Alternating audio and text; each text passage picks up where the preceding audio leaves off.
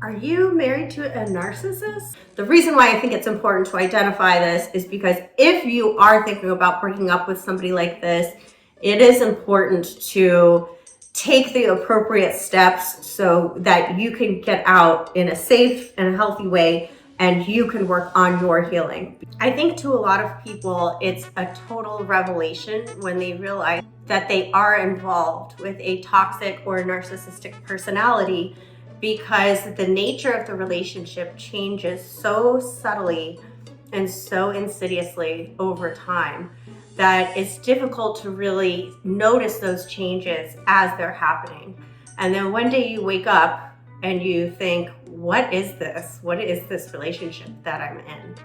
And it's hard to distinguish, is this just a bad relationship, or am I the victim of emotional abuse? It's unlikely that you see the damage happening until you're pretty deep into it. So here are 20 signs that you could be in a long-term relationship or marriage with a narcissist. Number 1, you feel isolated. It's normal when you get into a relationship to drift apart from some friends, family members. The relationship will take the priority and take the space that was previously occupied by some other social obligations. But when you're with a narcissist, isolating you is a very important part of their repertoire. And that's because it's difficult to control you if you have other people in your life whose opinions. But if you notice that your life is rife with severed ties, the people who you were really close with before and the people who you have maintained contact with over years, you might want to reassess what is the reason why these connections and these relationships have broken apart. Narcissists tend to isolate their spouses and partners from their loved ones through a very slow and methodical process. They subtly start bad-mouthing your friends and subtly start dropping hints about why maybe this friend isn't good for you, this friend is jealous of you, this friend doesn't have the right intentions with you. And over time, you might even start believing those things. So really examine the relationships that you haven't held on to and why. Was that really something legitimate behind that broken connection? Or is that something that was maybe planted in your head by your partner that you picked up and ran with? Number 2 is the gaslight is on. I have not seen a narcissistic relationship where gaslighting was not a major factor. Why can't you take a joke? I never said that. Why are you always so angry? You're so sensitive. You're overly emotional. You're paranoid. Why can't you let go of the past? No one will ever love you like I do. These questions and phrases are not okay, and they are very typical of narcissistic abuse. This is all part of gaslighting, and that is where a narcissist makes you question your own reality. Gaslighting tends to fall under 2 categories, and that is you're too emotional. So it's not that the event was bad, it's your perception of the event that is faulty, or that didn't happen. And that's where they claim that none of this even happened and your reality is completely off, or your perception of reality is completely off. When this happens, it's so damaging because over time, you are completely disconnecting from your own intuition and your sense of self, to the point where you don't trust yourself anymore. You don't trust your own judgment, and it makes you rely on your partner for everything. And that translates into you not being able to interpret that what is happening in your relationship is abusive and very harmful. Number 3, the praise has gone way down, nosedive.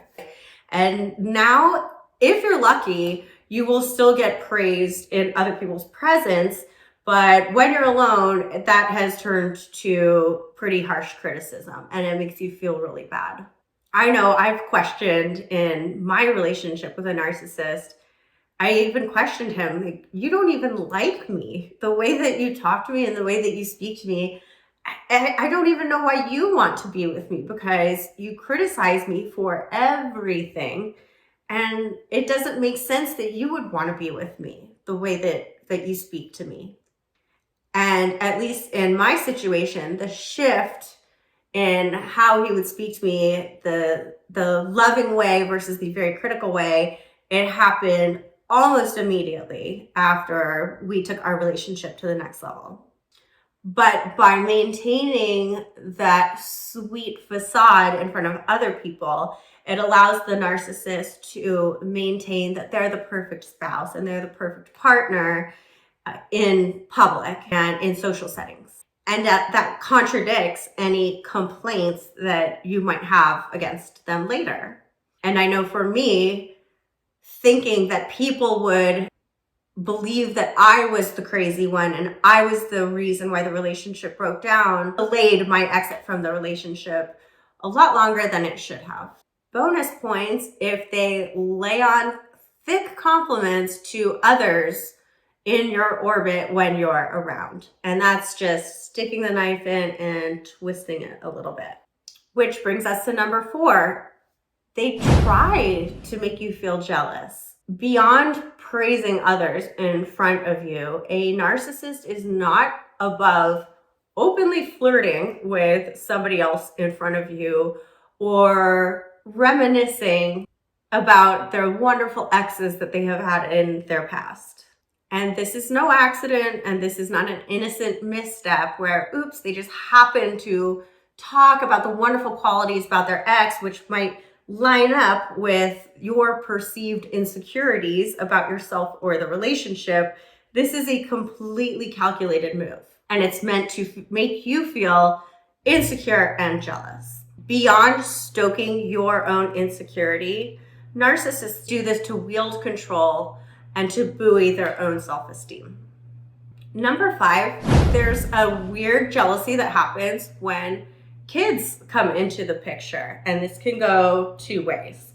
They can either get very jealous that you have any kind of relationship with the children and demand to receive the same level of attention as you're giving a new child to the relationship, or they look at the child as the image of themselves and they abandon you because you have served your purpose in giving them this child who is the image of who they are. To feel completely discarded after having children with your partner is a very lonely place to be.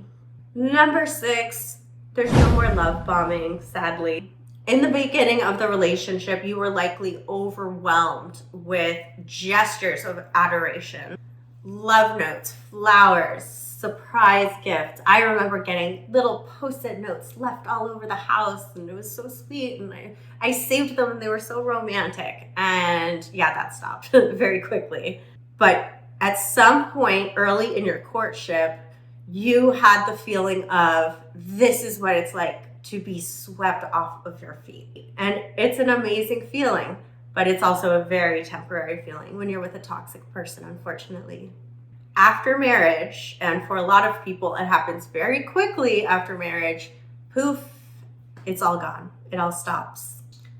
Once that marriage happens, or maybe it's the child, or maybe it's you purchased a house or signed a lease, you have been conquered. The love bombing, the courting, it's no longer needed. However, it's not uncommon for these very extravagant love displays to return, either when you are expressing dissatisfaction in the relationship and maybe pulling back that maybe you want to leave the relationship, or if your spouse needs something from you. It is a very strange thing going from being showered with love to being ignored and devalued. Number 7, you're manipulated a lot. And you know you're manipulated because you kind of feel icky after giving in all the time. And you don't know why you do it, but at the same time you do it because it's just easier. Manipulation is a key trait of a narcissistic personality. They may make subtle threats or make you feel like it's your fault when anything goes wrong. because they're unable to accept responsibility for anything. They will give you the sense of what you need to do, or else something bad will happen. Often it's easier to just go along with what they want and stand your ground, even if you don't really agree with it. I personally used to say to myself, I'm just taking the path of least resistance. I'm just being peaceful. It's okay. It's not a big deal to me. When in reality, it was slowly eroding at my ability to have a say in my life and my relationship. Manipulation starts off very subtly, and it's very difficult to identify in the beginning. But after a while, when you constantly feel like you never have a say, and sometimes things are very important for you and you do want to stand your ground, but then that's when all hell breaks loose. And then eventually you don't even remember what your opinions are. And you don't remember what life was like before you were being constantly manipulated. Number 8, they never take responsibility. If your partner likes to believe that everything is always somebody else's fault, regardless of when it is clearly their fault, this is a key indicator that they could be a narcissist. It's very difficult for narcissists to apologize because they have a very blurred vision of what is right and what is wrong. And even then, they're very hypocritical. So what is wrong for you might not necessarily be what's wrong for them because they know better. So this is where you're left feeling like you can't do anything right, because quite often the blame for everything is heaped on you. Number 9 is one step further, and that's that they can't take criticism. Another sign of a narcissistic personality is that they believe that they are infallible. They feel like they do no wrong. They don't think that other people are as funny, smart, bright, attractive, witty as they are. Because of their exaggerated sense of self, they tend to take any bit of criticism very, very harshly. And they become very defensive at even the slightest hint of it. If you do even question their behavior, not even in a critical way, they tend to have a way to twist it around, so now you're the one who's being criticized. Which brings us to number 10. They criticize you constantly. A narcissistic partner will be very critical of you and your appearance and will put you down in other ways frequently. They also will make fun of other people, even people who are important to you, and be very critical of them. If you have children with a narcissist, quite often you will be blamed for all of the bad behaviors of the child. So anything that the child does wrong, even if this is normal adolescent, finding yourself types of behavior, you are blamed for it because all of the bad qualities must come from you. Number 11, they make you dependent on them to feel good. You're not allowed to feel good for any other reasons, such as you're doing well in your job, you have a good social circle, things are going well with you and your family. You are not allowed to feel good unless they allow you to feel good. If you have a narcissistic partner, you may feel a lot of pressure to do what they believe to be the right thing. This can lead to a lot of depression and fatigue and low self-esteem in you.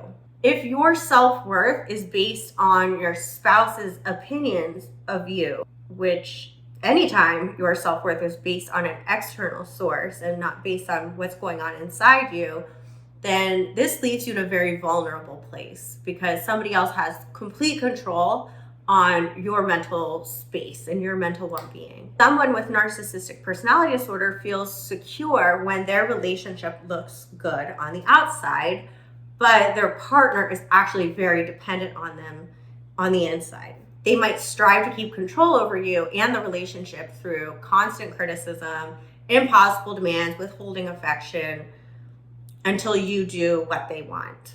Number 12, there's a lack of connection. Your relationship may have moved very quickly in the beginning, but when you go back to it, did they really ask you about your plans for the future and what you want and where you want to be in 10 years and 20 years and what's important to you?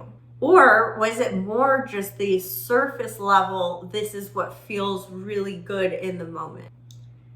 They brag about themselves a lot, but are they ever really interested on what's going on in your life in a way that just benefits you and doesn't benefit them? Narcissists seek happiness from external things, such as prestige at work and money, but their capacity for a close, intimate, emotional connection is very, very low. So while they come off as very charming in the beginning of a relationship, you probably now feel very isolated and detached from them. Number 13, they ignore your needs. A narcissistic partner is usually a very selfish person and will only think about themselves and not you or your relationship together. So if that means you are doing all of the housework and working a full-time job and you're struggling and you really need help, they really don't care. As long as their needs are getting met, then that makes them happy. They might want their intimate needs met, but are not interested at all in meeting yours. Number 14, they make you feel inadequate. When you are with a narcissistic person, there's this constant looming feeling that you are just not good enough. And they make sure that you are feeling like that as much as possible.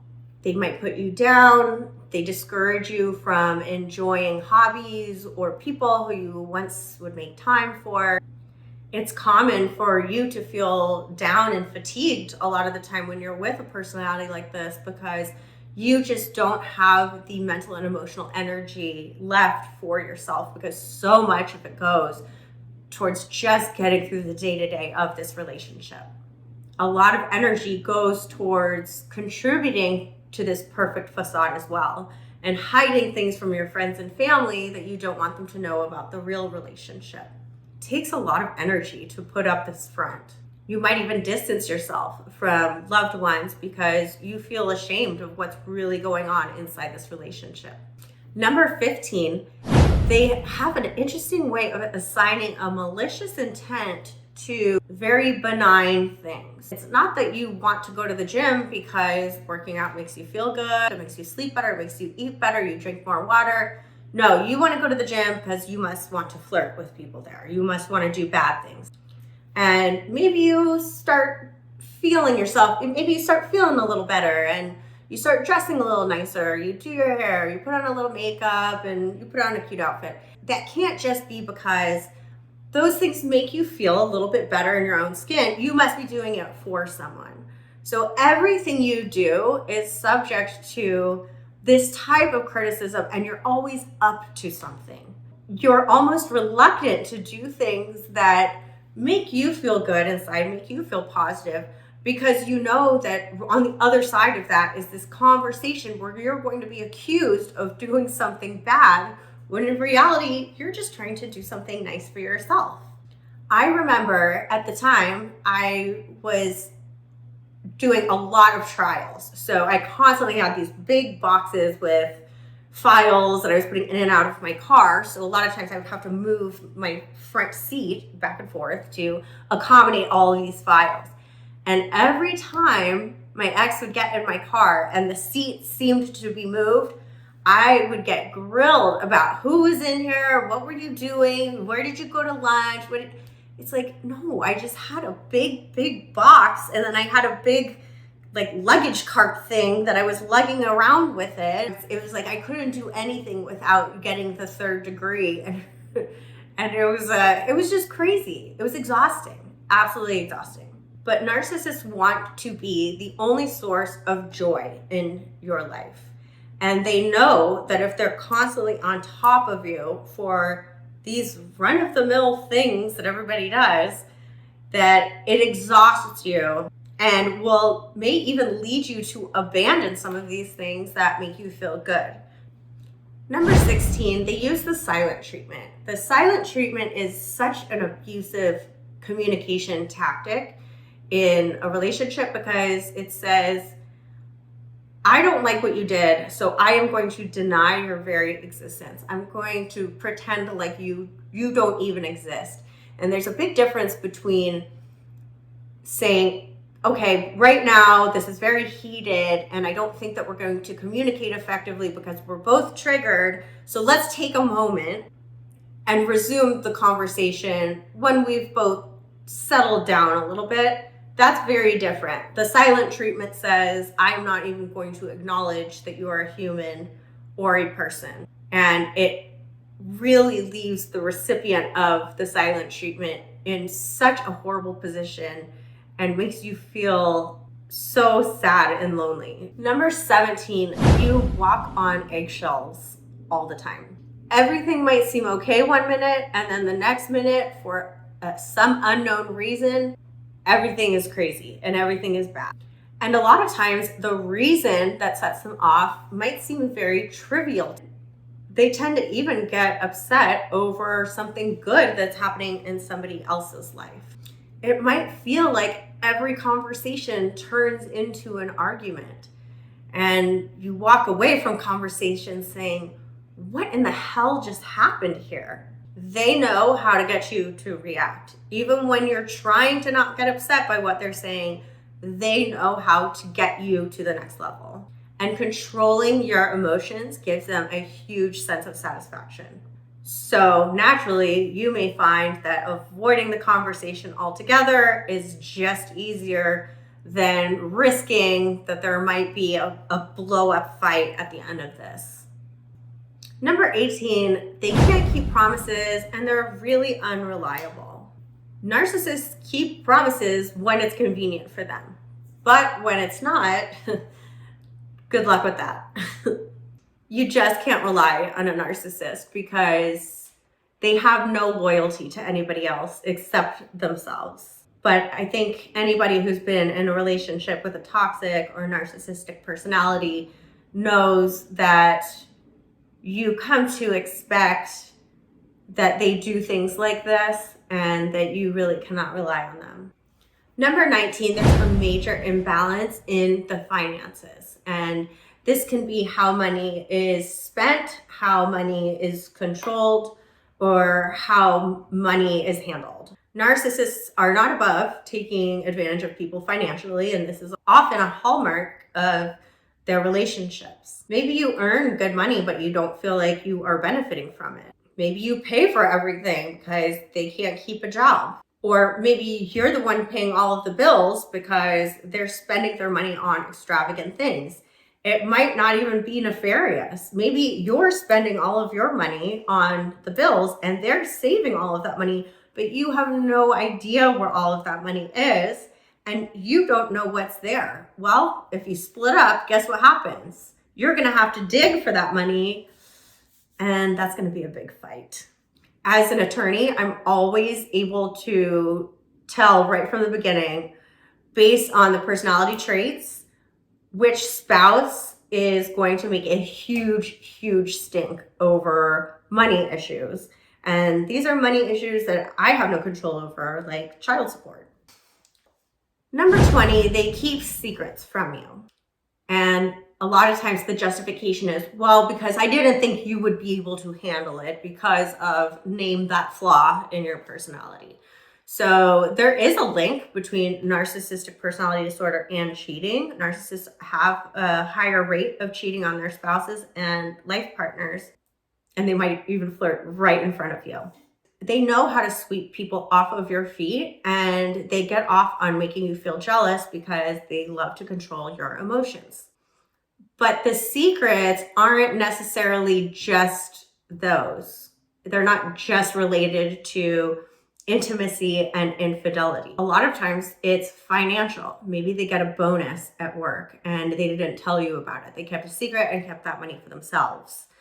Or social. Maybe they're saying that they're staying late at work and they're actually going out with their friends. Again, they're not cheating on you, but at the same time, they don't want you to know what they're doing.